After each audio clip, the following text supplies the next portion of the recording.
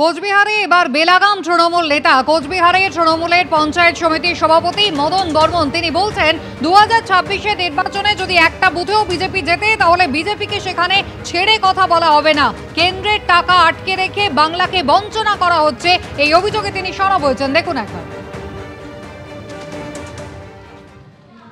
আমি বলছি যে আমরা 2026 সালে সেতুকুচি জিতবো, কিন্তু যদি কোনো বুথ আমরা হারি তাহলে সেই বুথের উপরে বিজেপি যেমন আমাদের রাজ্যের উপরে অত্যাচার করছে, 100 দিনের টাকা দেওয়া বন্ধ করছে, আমাদের ঘরের টাকা দেওয়া বন্ধ করছে, রাস্তার টাকা দেওয়া বন্ধ করেছে, 1,75,000 কোটি টাকা আমরা পাই, তাহলে তার ঝাল কিন্তু আমরা যে বুথে হারবো সেই বুথে কিন্তু আমরা বিজেপি কর্মীদের উপরে তোলার চেষ্টা করব। মদন বর্মনের এই হুমকি আর পাল্টা বিজেপি বলছে কাটমানি বন্ধ হয়ে যাওয়াতেই এই ক্ষোভ। যেখানেই মিটিং মিছিল করতে যাচ্ছে সেখানে হুমকি দিচ্ছে। কোনো বুধে বিজেপি যদি জেতে সেই বিজেপি নেতা নেতৃত্বের কাছ থেকে কাটমানি তোলার হুঁশিয়ারি দিয়েছেন। আগেই জেনে গেছেন তারা 26-এর নির্বাচনে জিতে যাবে, লুট করবে, ভোট লুট করবে, ডাঙাডাঙি মারামারি কাটাকাটি তার রিহার্সাল এখন থেকে শুরু হয়ে গেছে প্রত্যেকটা বুধে বুধে। পুরুলিয়ার বলরামপুরে পেট্রোল পাম্পে ডাকাতি, মাথায় বন্দুক ঠেকিয়ে ডাকাতির অভিযোগ, লক্ষাধিক টাকা লুঠের অভিযোগ পাম্পের মালিকে। দুটি বাইকে চড়ে 18 নম্বর জাতীয় সড়ক লাগোয়া পেট্রোল পাম্পে হানা দুষ্কৃতীদের। কর্মীদের মাথায় বন্দুক ঠেকিয়ে ক্যাশ বাক্স ভেঙে টাকা লুঠের অভিযোগ।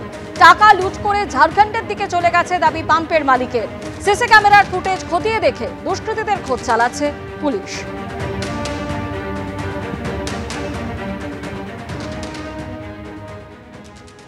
মোবাইলে দেখি যে কলার ধরে আছে সোনুকে, আর রিভলভার কানে সটায় রেখেছে।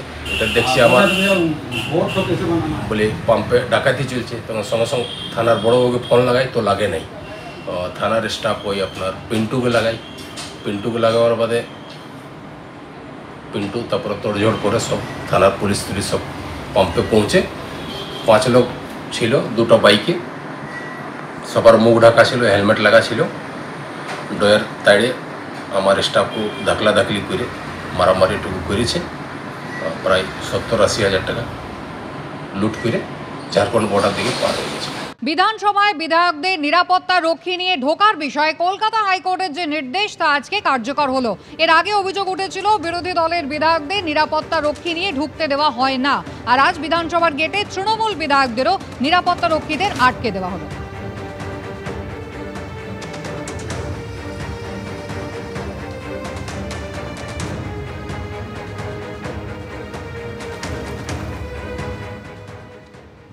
এতদিন পর্যন্ত বিজেপির সঙ্গে থাকা কোনো সিকিউরিটি বিধানসভার ভেতরে ঢুকতে পারতেন না, এমনটাই নির্দেশ ছিল অধ্যক্ষের। এবার কিন্তু সরকারি দলের যারা বিধায়ক রয়েছেন তাদেরও কোনো সিকিউরিটি ভেতরে ঢুকতে পারবেন না। কলকাতা হাইকোর্টের এই নির্দেশের পর সিকিউরিটি ছাড়াই কিন্তু বিধানসভার ভেতরে ঢুকতে হচ্ছে সরকারি দলের বিধায়কদের। আজকে অধ্যক্ষ তিনিও কিন্তু বিধানসভায় ভেতরে ঢোকার সময় তার সিকিউরিটিকে বাইরে রেখেছেন এবং একেবারে সচিব নির্দেশ জারি করেছেন যে মাননীয় মন্ত্রী এবং মাননীয় সদস্যদের ব্যক্তিগত নিরাপত্তা রক্ষী বিধানসভার প্রাঙ্গণে প্রবেশ করতে পারবেন না। কলকাতা হাইকোর্টের এই নির্দেশ এবং সেটা কার্যকরী হওয়া নিয়ে বিরোধীদের দাবি এটা তাদের নৈতিক জয়। যদিও সরকারি দলের বিধায়করা মনে করছেন অধ্যক্ষ যা চেয়েছেন তাই হয়েছে। ক্যামেরায় অজয় দাসের সঙ্গে উজ্জ্বল মুখোপাধ্যায়, এবিপি আনন্দ, কলকাতা। শাসক হোক বা বিরোধী কোনো বিধায়কই নিজের ব্যক্তিগত নিরাপত্তা রক্ষীকে নিয়ে বিধানসভা চত্বরে প্রবেশ করতে পারবে না। কলকাতা হাইকোর্টের নির্দেশ একেবারে বিধানসভার মূল গেটে টাঙিয়ে দেওয়া হয়েছে। আর আজ কিন্তু শাসক বিরোধী সব বিধায়কই সেই নিয়ম মানলেন। কি বললেন শাসক দলের বিধায়ক নির্মল মাঝি, দেখুন। নিয়মই রুলস অ্যান্ড রেগুলেশন, নিরাপত্তার জন্য বিধানসভার মাননীয় অধ্যক্ষ সকলের নিরাপত্তা, আমাদের সবার নিরাপত্তাটা সুনিশ্চিত করতে হবে। সে বিধানসভার সদস্যই হোক, বিধানসভার মার্শালই হোক, ডেপুটি মার্শালই হোক, সেক্রেটারি হোক এবং স্পিকার।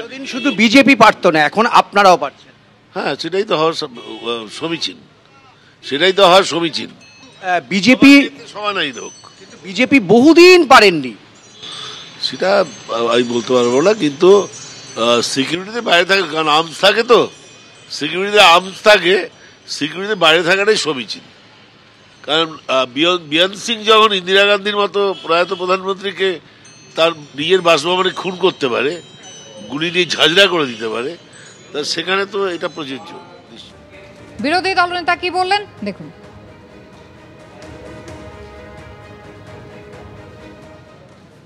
আবার কানমোলা দিয়ে দিয়েছি আমরা, মমতা ব্যানার্জির পিএসও কেও বাইরের গেটে রেখে ঢুকতে হবে। 4 বছর 4 মাস কেন্দ্রীয় বাহিনীকে ঢুকতে দেয়নি। আমি এবং শঙ্কর ঘোষ হাইকোর্টে গিয়ে মমতার পুলিশ পিএসও কেও বাইরে করে দিয়েছি। আমরা হাইকোর্ট থেকে লড়াই করেছি। আমরা আমাদের পিএসও কে নিয়ে ঢুকার জন্য ইন্টারেস্টেড ছিলাম না।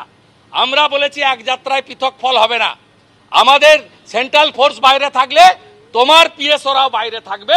আমাদের জিত হয়েছে, বাধ্য হয়েছে, ঠেলায় না পড়লে বিড়াল গাছে ওঠে না।